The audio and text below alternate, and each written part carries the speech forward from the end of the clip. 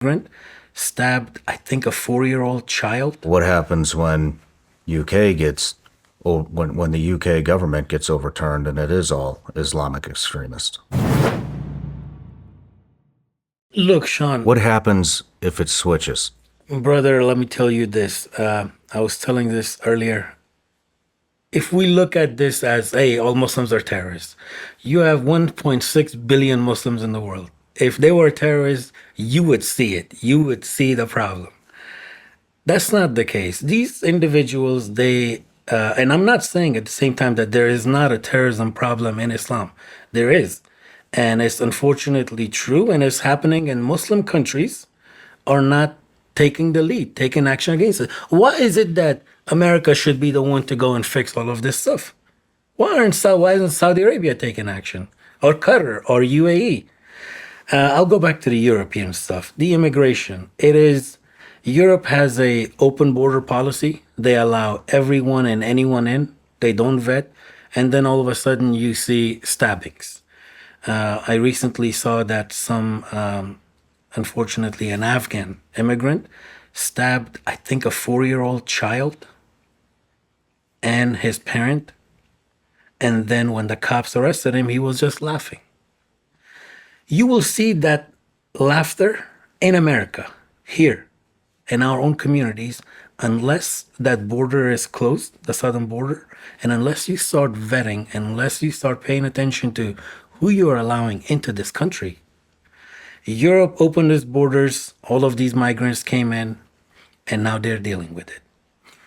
I mean, the other fear, too, is not just street crime. I mean, when I'm talking about our allies and we're talking about a no immigration policy, I mean, these are nuclear powers as well. And, you know, we bat back and forth with Iran.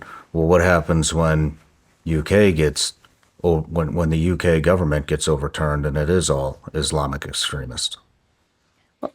Go ahead, sir. Well, I think one of the things too, we focus on like the immigration coming into a country, which we could flip something politically, but it's not the immigration. It's first off corruption in countries. There's a lot of corruption in Europe. And what happens with that corruption is people take advantage of it. Obviously, the one group that's taken the most advantage of it is the Muslim Brotherhood, right? I mean, that's why Switzerland is the #1 country in Europe with terrorists in it, especially high-level terrorists, is because of the Muslim Brotherhood influence. Also, Qatar has a lot of influence and money in Europe, and they're a big piece of this. Turkey obviously can't seem to choose sides, and they do a lot of enabling for different terrorist groups, especially ISIS, right? And allow all these terrorists to flow through their borders. They provide them passports, etc. So if you don't deal with the Muslim Brotherhood, ban them, the influence of Qatar, and then you allow Turkey to stay in NATO with their actions, and you know they have a big play in Syria, then that's the problem, right? It's they're the ones causing the influence, putting the money into politics and making those shifts. So I think we need to be honest about them because that happens here too. Qatar has a huge influence in our universities, and we saw that kind of play out, right, with so much support of Hamas. The Muslim Brotherhood, we can't even get so the Muslim Brotherhood is banned in multiple countries, right? Like Saudi Arabia, like the Emirates. We can't ban them in the United States because they give so much money to both political parties, right? That's scary. So we need to deal with kind of the heads of the snake here. Interesting. Can I add something? Absolutely. Look, 9/11 hijackers, right? Those 19 attackers and their supporters entered the U.S. legally. The State Department gave them visas. Nasser Ahmad Tawhidi in Oklahoma, who wanted to kill Americans on Election Day last year, and he was apprehended. He was evacuated from Afghanistan by who? By the agency, by the U.S. government. The open borders. The U.S. government keeps the southern border open, or for whatever reason, they kept that border open for 4 years. And we know for a fact that jihadists who want to kill Americans in the name of Islam entered the United States. These criminal organizations, these terrorists, they have hijacked Islam and Islamic symbols.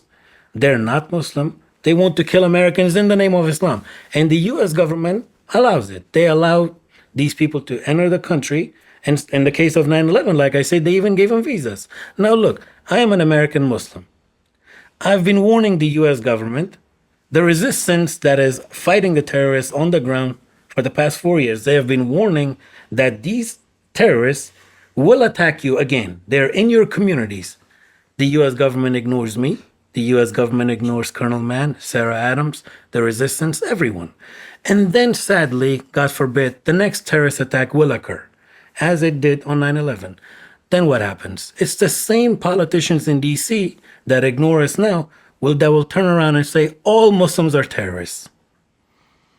This is something we need to take care of right away. I don't understand. I mean, there's a lot I don't understand, but why? What is this just? That's why I'm asking, do they want us to get attacked so that we can go and do another war? I just don't see that level of coherence at our federal government level. And this is not administration specific. I just based on, for example, Shawn, what happened with the withdrawal in Afghanistan, that was, I think the National Security Council put out its evacuation memo on 14 August. Yep. Right. And I have it on good authority that thing was one hell of an afterthought. Like they were scrambling to get that. And this was like who was to prioritize for evacuation. Kabul fell on the 15th. This thing came out on the 14th. So there's nothing, at least that I've seen, that tells me that there's like a coherent approach to this of keeping it going. I think from my perspective, it's more of just an inability to really, it's hubris. I mean, it's arrogance at an institutional level to think that we really comprehend and appreciate just the persistence, will, and capacity of this threat. I mean, even if you just look at like where we are today is so reminiscent of pre 9/11. I went in, I think I was telling you guys yesterday when we did the briefing, I went into I'll just say it, a Carolina Duke game at Chapel Hill this past weekend, to see a storied basketball rivalry, right? 21,000 seat capacity in the Dean Smith Center, not one metal detector in main primary entry points. The only search that happened was if you had a bag, like if you declared a bag. So there were no metal detectors of a 21,000 seat venue. And I mean, anyone I would hope watching or hearing this like sits up at that, because that's new. And I gotta believe that's not isolated to Chapel Hill, and that is what I worry about more than anything else, is that humans are just ridiculously short memory, and we tend to forget and dismiss, and then we tell ourselves narratives that this isn't going to happen. You tell ourselves that the ocean's going to protect us, and we just need to focus on things here at home.